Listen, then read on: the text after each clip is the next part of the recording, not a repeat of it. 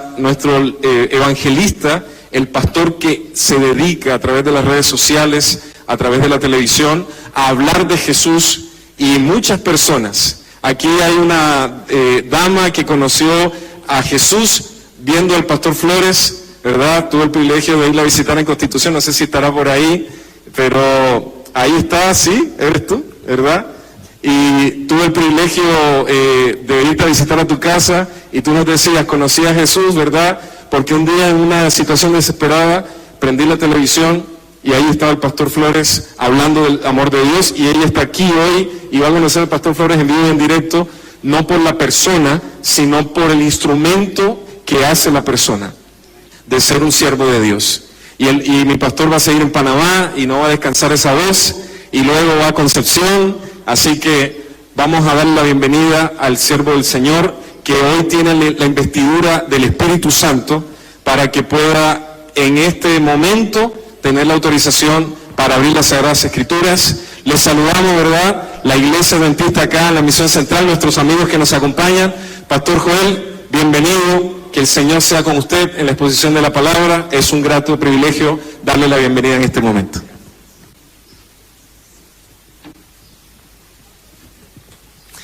Antes de hablar algunas cosas, quisiera que todos podamos orar. Querido Dios, gracias por este momento tan especial. Tus hijos están aquí reunidos, no para participar solo de un evento. Estamos aquí para tener un encuentro con Jesucristo. Y esta noche, Señor, que tu palabra, al ser expuesta, pueda mostrarnos a Jesucristo en gloria y majestad. Que nuestros corazones, por más duros que parezcan, hoy puedan ser rendidos a tus pies.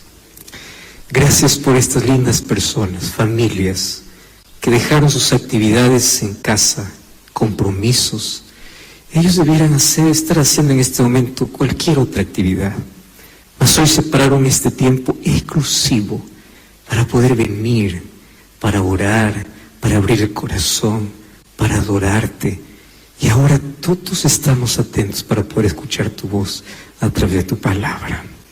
Que tu Santo Espíritu soberano pueda una vez más demostrarnos su poder. El poder que tiene para poder convencer, abrir nuestros ojos, hacernos ver una realidad que antes jamás veíamos. Y que tu presencia no solo se pueda sentir, hoy pueda conmover, transformar, mover nuestro corazón, y que rendidos podamos caer a tus pies. Danos tu bendición. Hoy haz el milagro de curación para aquel que esté enfermo. Haz el milagro de sanidad. Haz el milagro de colocar paz en el corazón del que está angustiado. Pero queremos pedirte el mayor milagro de todos, el milagro de la restauración. El milagro donde nuestro corazón encuentre esperanza. El milagro donde encontramos en ti salvación, perdón. Bendice a las personas que nos están acompañando desde casa a través de una red social, y que hoy podamos ser grandemente bendecidos por medio de tu palabra. En el nombre de Jesús. Amén. Amén. Buenas noches, Chile. Uy, ya está medio frío hoy día, ¿no? Buenas noches. Ahora estamos mejorando. Algunas personas que me acompañan siempre por la televisión o por la radio, cuando me ven en persona, pueden decepcionarse un poquito. Y es que ustedes tienen que entender que la televisión tiene ángulos donde te hacen más grande y más bonito.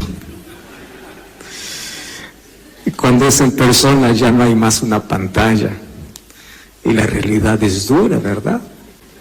Y hay que aceptarla. Pero yo estoy feliz de estar una vez más en Chile. No es la primera vez que estoy aquí. Yo ya estuve en Santiago, ya estuve también en nuestra universidad, en Chillán, haciendo una semana de oración. Y hoy estoy aquí visitando este lugar precioso. Mientras veníamos de Santiago hasta este lugar con el pastor Chanducas, Estaba mirando el paisaje precioso y ustedes viven en una tierra realmente bendecida. Lugar precioso, más allá de lugares, la gente cálida, cariñosa, y más allá de la gente, es como Dios nos busca, allá donde estamos, en el lugar donde nos encontramos. Yo doy gracias a Dios porque a través de los medios de comunicación nos permite llegar a tantas familias, a tantas personas. Yo quiero saber en esta noche, ¿cuántos de ustedes que están aquí siguen la programación de Nuevo Tiempo? Levante la mano, ¿sí? Veo ahí algunas manos, ¿eh? Muy bien, felicitaciones. ¿Cuántos ni siquiera han escuchado que existe Nuevo Tiempo? ¿Hay alguien? Bueno, por lo menos todos saben que existe. Entonces, aquellos que todavía no ven, yo les invito para que puedan mirar, porque constantemente, noche y día, estamos haciendo lo que ustedes están viviendo aquí durante 1 hora o 2 horas, noche y día, ahí cantamos, permitimos que Dios nos hable, y la palabra de Dios es abierta, y así fortalecemos nuestra fe. Hemos venido aquí para poder alimentarnos de la palabra del Señor, y a eso vamos. Hoy quiero repasar con ustedes una historia que a mí de manera personal me impacta mucho. Y me impacta porque de todas las escrituras hay 2 hombres al cual yo admiro mucho como seres humanos. Eran seres que tenían sus luchas, sus problemas, eran personas comunes que se hicieron extraordinarios. Y yo considero a estos 2 hombres los más grandes escritores de la Biblia. En el Antiguo Testamento encuentro a Moisés, que escribió los 5 primeros libros de la Biblia, de Génesis, Éxodo, Levítico, Números y Deuteronomio. Sin Moisés nosotros no entenderíamos cómo vino a existir todo. Sin Moisés no entenderíamos cómo entró el pecado.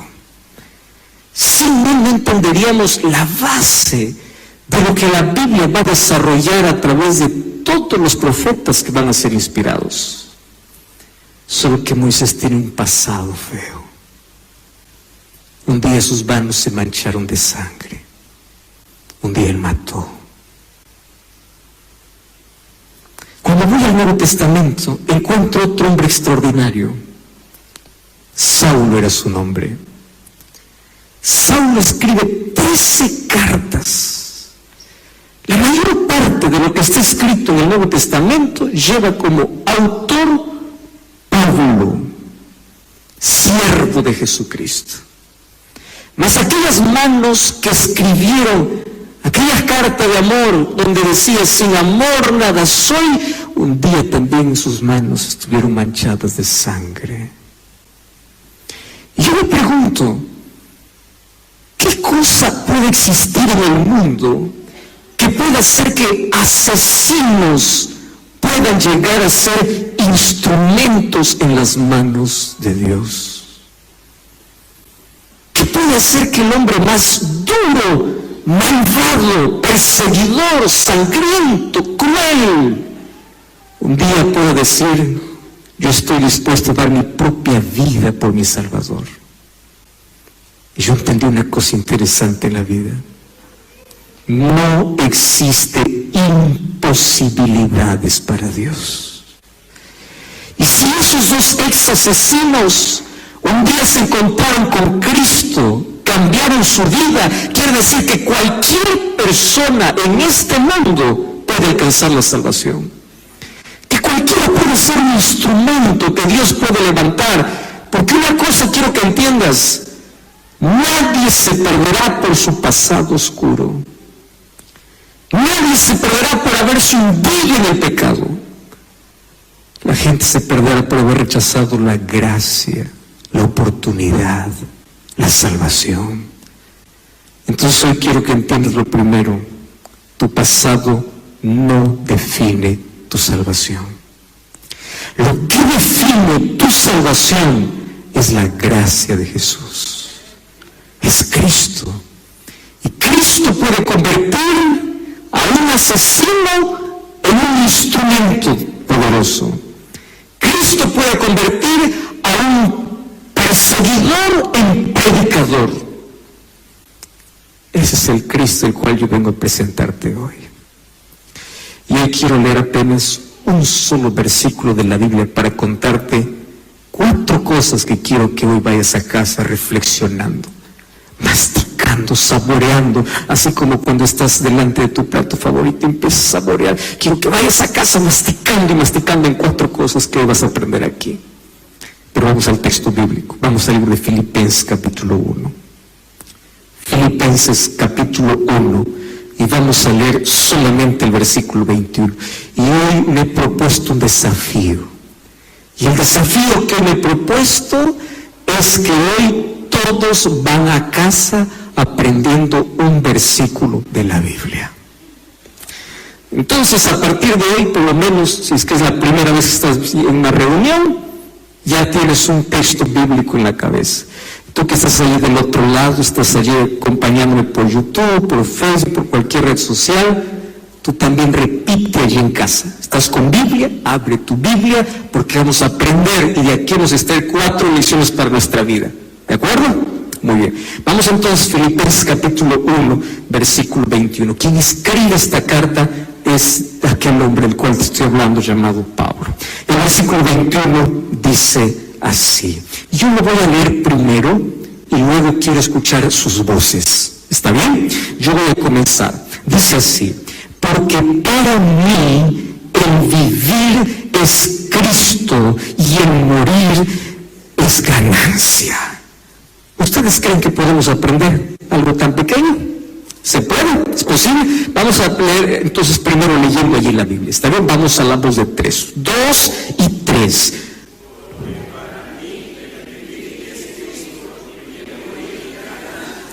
¡Qué genial! ¿Podrían ustedes repetirlo sin mirar? Es un desafío, ¿está bien? Vamos a hacerlo entonces, pero esta vez lo vamos a hacer mejor. Ahora vamos a hacerlo con el corazón, no con las palabras, vamos a hacerlo con el corazón. Y eso tiene que notarse. Vamos a la voz de 3, 2 y 3.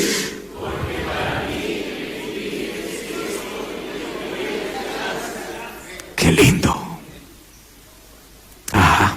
¿Ustedes ya se dieron cuenta que hay tantas cosas que hablamos y no vivimos? Muchísimas cosas. Pero por lo menos hoy tenemos que entender aquello que hemos hablado. Y yo voy a comenzar haciendo una pregunta que considero fundamental. ¿Cuántos de ustedes creen que Jesucristo se merece toda nuestra vida? Amén. ¿Cuántos de ustedes creen que nuestra vida debe estar en torno a Jesucristo? Amén. No estoy convencido. ¿Cuántos de ustedes creen que Jesucristo tiene que ser el centro, sobre todo en la vida? ¿Cuántos de ustedes creen? Levante la mano, levante su mano. Muy bien. Yo voy a tener una noticia media mala. Es muy fácil decirlo. Muy fácil. ¡Ah, qué lindo! ¿Quién es Dios? Soberano, es todopoderoso. Dios está por encima de todo. Hasta que se me presenta un trabajo que me ofrece un poquito más. Dios, hasta la próxima. Dios es milagroso, es poderoso. Dios es bueno. Hasta que viene la crisis, viene la enfermedad y comienzo a renegar contra Dios. Dios es todo en mi vida. Hasta que una persona viene y me desanima. ¿Saben que decir esto, para mí el vivir es Cristo, no es un verso, no es teoría? Por eso quiero explicarte en esta noche 4 cosas interesantes. ¿Qué significa para mí vivir es Cristo? ¿Quién lo escribe? Pablo. Y cuando yo veo a Pablo que él no escribe porque se escucha bonito. No. Él escribe por experiencia. Déjame contarte algunos detalles de su historia. ¿Tú sabías que Pablo, considerado el mayor teólogo inclusive del Nuevo Testamento, Pablo era contemporáneo de Jesús? Cuando digo contemporáneo, quiero decir que más o menos tenían la misma edad. Vivieron en la misma época, solo que en regiones totalmente diferentes. Mientras Jesús jugaba como niño, porque él vino, nació, creció como niño. Mientras jugaba como niño por allá en las calles de Nazaret, allá Pablo jugaba como niño en las calles de Tarso. ¿Dónde queda Tarso? Tarso era una de las principales ciudades de Cilicia. Yo estuve allí viendo una de las cosas interesantes que tenía Cilicia y el lugar donde Pablo se desarrolló. Es que Pablo creció en una de las 3 principales ciudades donde tenía renombre por tener la mejor educación del mundo. ¿Estás entendiendo? Él creció en uno de los lugares de más cultura, de más educación, tanto así que Cilicia y Tarso, que era una ciudad comercial, era una ciudad donde había mucho turista, y eso les obligaba a que todos los que vivían en ese lugar hablasen varios idiomas. Por eso es que Pablo un día dice: yo hablo idiomas más que todos ustedes. Pablo era un políglota. Y él creció entendiendo idiomas, y él creció absorbiendo la filosofía. Tú vas a encontrar muchos términos, incluso él hace mención a algunos poetas griegos en uno de sus discursos que hizo en Atenas. Un hombre culto, políglota, inteligente. Pero su padre era judío. Probablemente nació en Palestina. Su padre era uno de aquellos que salieron de Jerusalén allí para vivir en una de las ciudades del Imperio Romano. Solo que su padre, obviamente, le inculcó la Biblia, la palabra, la religión, la fe. Y Pablo se destacaba. Inteligente, brillante, se educó en una de las mejores universidades, vamos a decir. Cuando él tenía apenas 12 o 13 años de edad, él viajó desde Tarso y fue hasta Jerusalén para poder recibir la mayor educación que existía, que era la educación a los pies de un hombre erudito, reconocido y renombrado, llamado Gamaliel. ¿Y para qué cosa se estaba educando? Pues para ser un fariseo. Y cualquiera no podría serlo. Tenía que recibir tenía ciertas características. Tenía que pasar fases, etapas. Así que llegarlo a ser era una de las cosas, era el mayor honor de ese tiempo. Ahora, primera cosa que quiero que entiendas. Saulo, que luego se llamó Pablo, creció siendo el hombre más brillante. Creció con la mejor cultura, con la mayor educación, conociendo tantos idiomas, pero no conocía lo más importante: Cristo. Voy a hablar para un médico, para un ingeniero, para un arquitecto. Voy a hablar para ti que tienes la casa llena de títulos. Felicitaciones por eso. Qué bueno, porque eso costó esfuerzo, trabajo. Fue difícil, lo sé. Mas todos los títulos que tú puedas tener en la vida, todas las cosas que tú puedas tener de cultura, de educación, de oportunidades, todo es vacío si aún no conoces a Jesús. Y déjame mostrarte que el hombre más culto, más brillante, más inteligente estaba equivocado. Esa es una de las cosas más irónicas al estudiar la vida de este hombre. Porque nadie de nosotros pensamos que aquel que tiene más educación tiene razón en todo, y ni siempre es así. Porque una cosa es tener inteligencia y otra cosa es tener sabiduría. Y aquí Pablo, a pesar de todo lo que era, él estaba equivocado en su manera de pensar. Entonces, la primera lección de hoy: todo lo que pueda lograr en la vida, todo lo que pueda tener sin Cristo, siempre será vacío. Vamos a la segunda. Segunda lección importante. Pablo Él es un hombre religioso. Y esto yo tengo que decirlo tragando saliva. Pablo no es una persona que ignora al Dios de las Escrituras. Pablo es un hombre que va a la sinagoga. Pablo es un hombre intachable. Pablo es un hombre de reglas, de leyes. Él quiere amar a Dios, respetar a Dios y hacer exactamente todo lo que Dios manda. Ese es Pablo. No me vengas aquí a decir que Pablo era un irreverente, un imprudente, porque era inteligente, era ateo. No, no, no. Él era inteligente, brillante, creía en Dios, pero creía a su manera. Y aquí está la segunda lección importante de la vida. Hay gente que quiere servir a Dios a su manera, a sus discípulos, y allí comenzó la iglesia cristiana. Los cristianos, por primera vez se les llama cristianos en Antioquía, pero antes se les conocía como los hombres del camino. En estos próximos días ustedes pueden seguir la transmisión y yo voy a seguir explicando la vida de Pablo. Me he propuesto hablar de Pablo durante estos 4 días. Y voy a explicar varios detalles en estos días.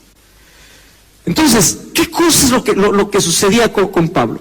Cuando conocía a esos hombres que se les llamaba del camino, porque Jesús decía, yo soy el camino, la verdad y la vida, y aquellos que seguían a Jesús eran aquellos que seguían el camino, Pablo comenzó a odiar. Y tú puedes decir, ¿acaso puede existir religiosos que dicen amar a Dios y odian?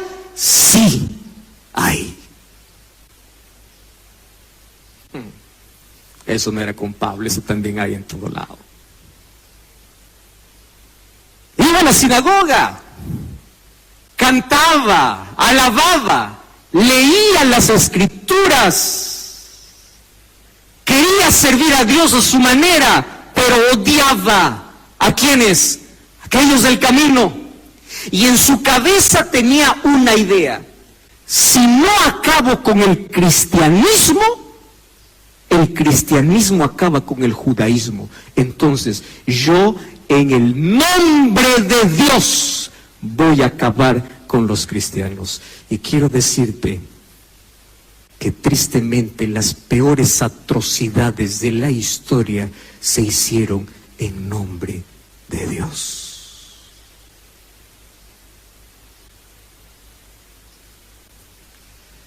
¿Tú crees que eso acabó?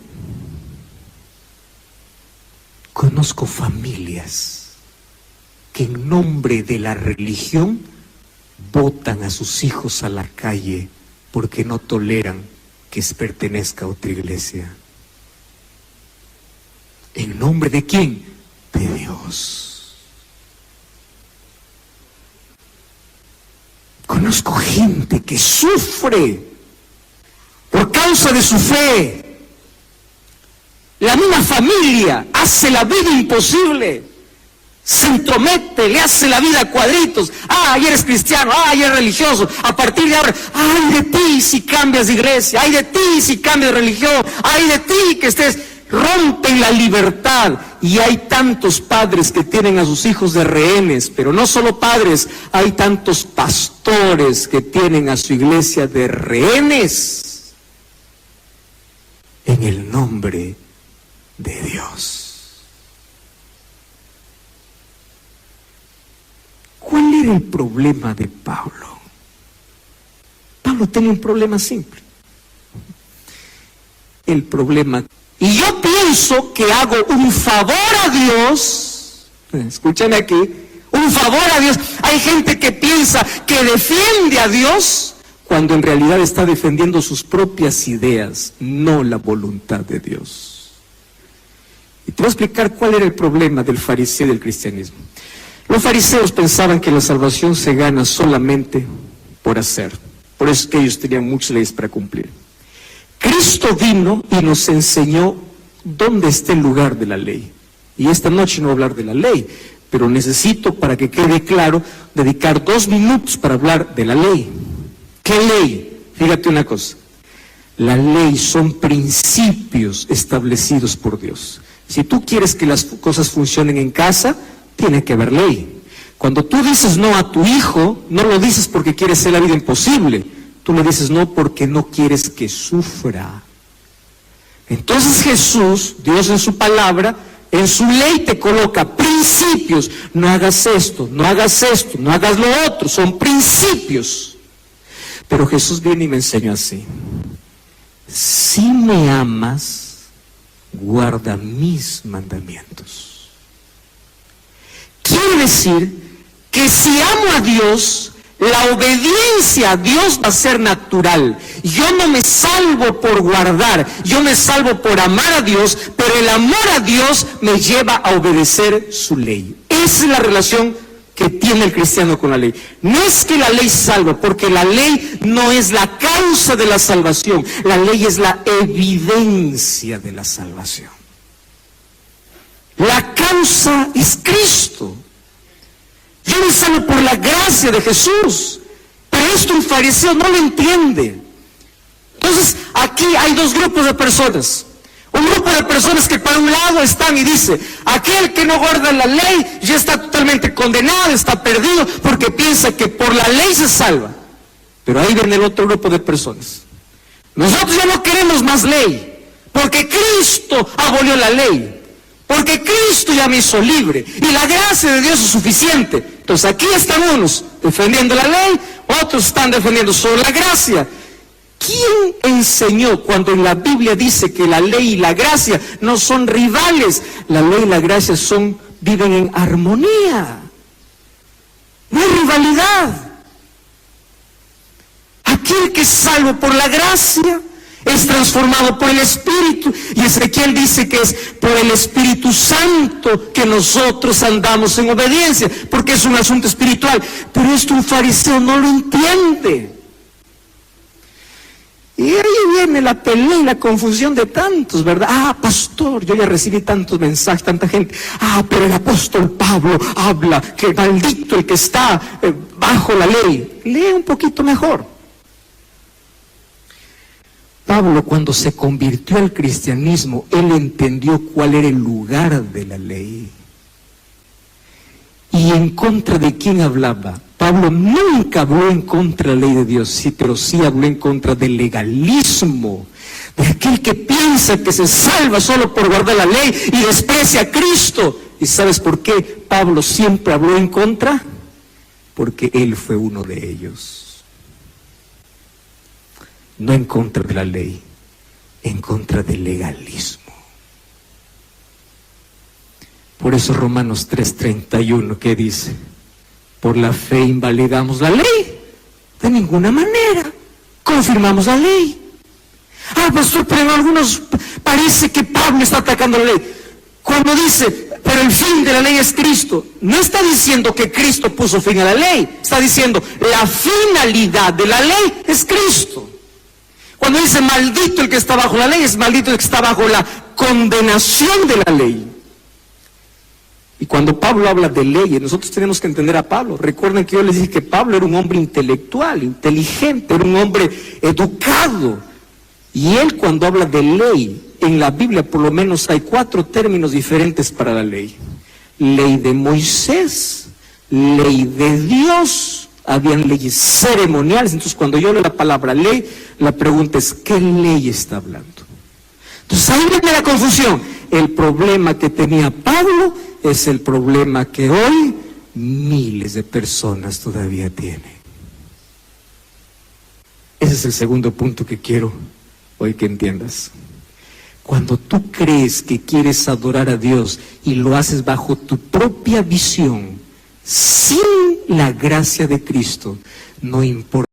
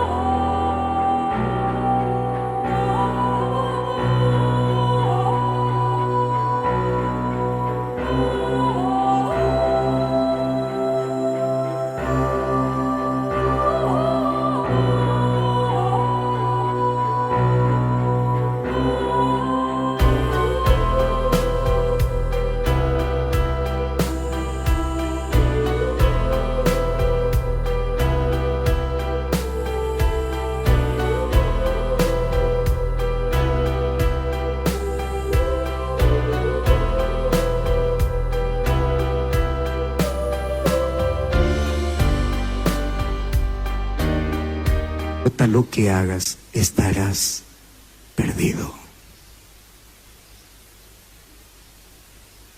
Pero ahí viene la tercera lección que hoy quiero que tú entiendas.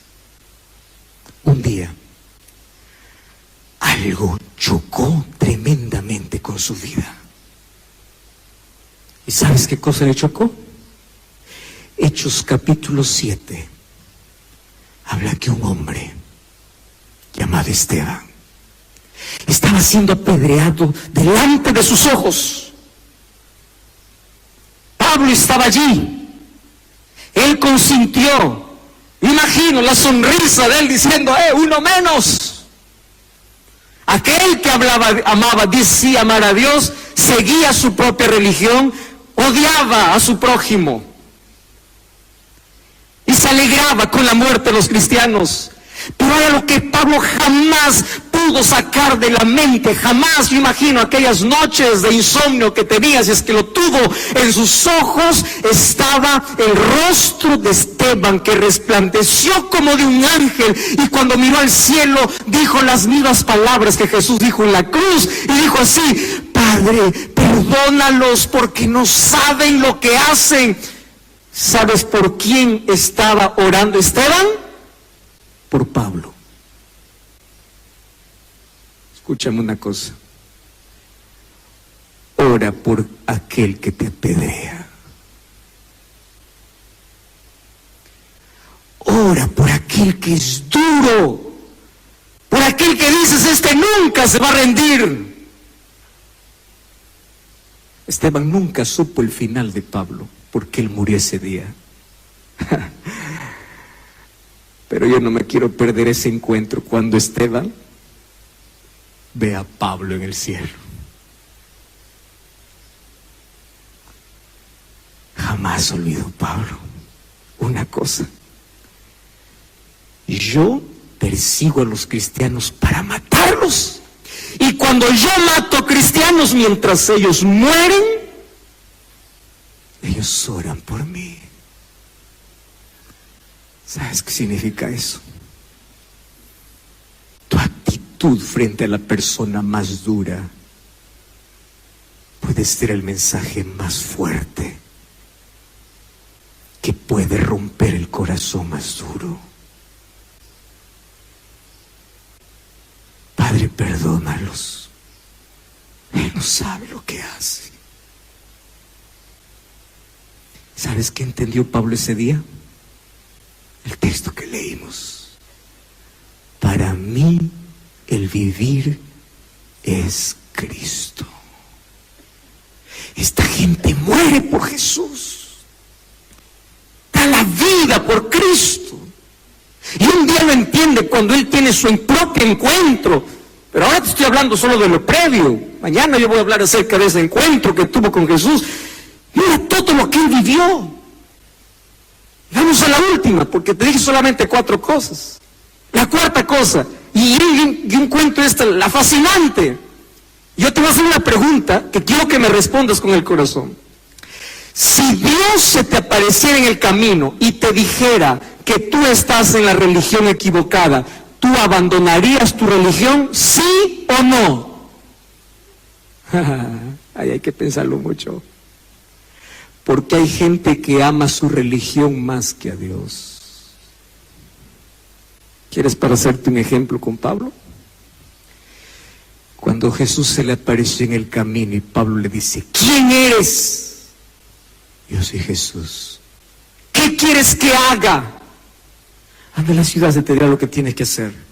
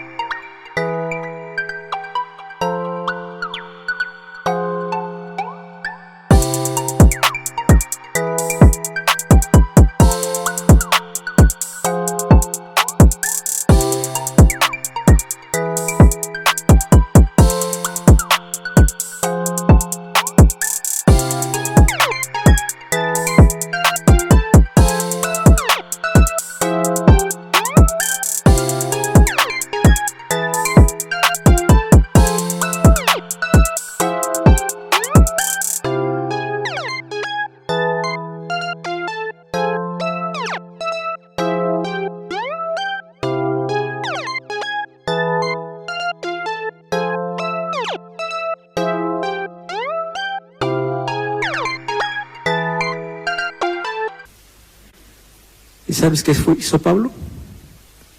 Dejó el judaísmo para pasar al cristianismo. ¿Sabes qué significa eso? Cuando Jesús se presenta en mi camino y me muestra que aunque soy sincero, estoy equivocado, mi Jesús vale más que cualquier otra cosa.